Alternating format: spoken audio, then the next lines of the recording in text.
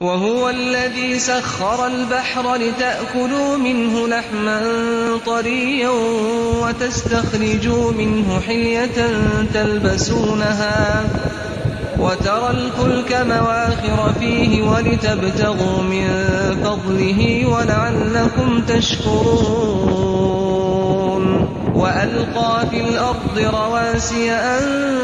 تميد بكم وأنهارا وسبلا لعلكم تهتدون وعلامات وبالنجم هم يهتدون